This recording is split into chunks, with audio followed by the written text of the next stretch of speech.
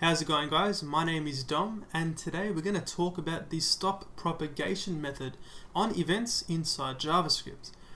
So essentially in JavaScript, by default, events work by bubbling, which means if I was to have a button inside a div and then add a click event to both of these elements, the event listener for the button is going to fire off first, and then the listener for the outer div is going to fire off second. So it's just the order of the event listeners firing off. So it starts in bubbling, it starts in the innermost element and then bubbles out to the outer elements. Okay, so by default in JavaScript, that's how it works. So the stop propagation method is going to let you sort of stop that propagation or that process of going up to the second or the next event listener. So let's just see by example. So let's add an event listener to both of these elements. So inside the HTML for this document, it looks like this right now. We have just the CSS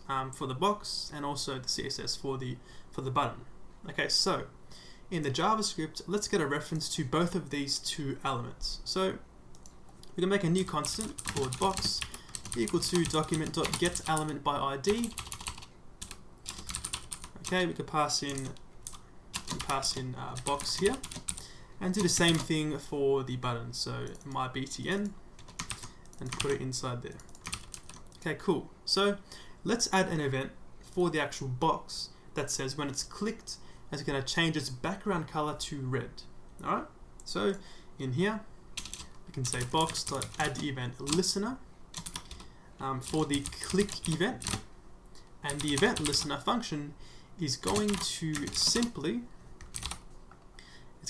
say this, which refers to the box itself. Okay, so this dot style dot background color is equal to red. So pretty straightforward. I can save this and refresh, and then click on the box and it turns red. If I was to refresh once more and click on the button, it also turns red. Okay, so even though the button is inside the box and we're clicking on the actual button, the event has still fired off on the box element itself.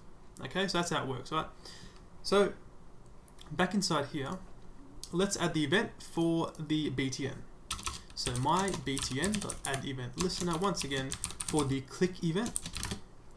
In the callback function listener, we're going to accept a parameter, that being e, for the actual event object. So this contains an instance of an event which describes the current event. Okay, so we're going to call the stop propagation method on this this object. All right, but first we're going to say console.log and say the button was pressed. All right. I can save this and refresh, and then click on the button, and we get this. So we can see the button was pressed. Okay, so that listener fired off, and then we have this listener which is fired off. So it's fired off both the listeners, right? If I was to refresh this, then click on the box, we only get the single one.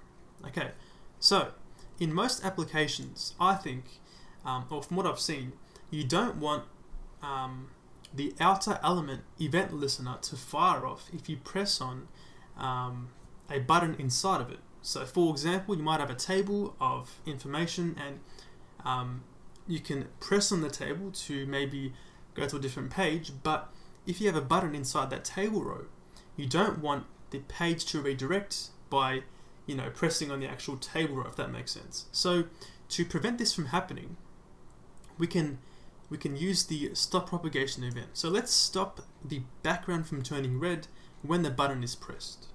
All right, cool. So back inside here, let's just say e.stopPropagation. Simple as that. So we're calling this method inside the innermost event listener. So from this listener onwards, we're not going to get any more event listeners being fired off. Okay. I can save this and refresh, and then press on the button, and now we only get this. Okay, so this also of course works, but the button is going to stop the propagation from further occurring, and no more listeners will be fired off after this event listener has fired off. Alright, and that is how you can use the stop propagation method on events inside JavaScript. Thanks for watching, and I'll see you later.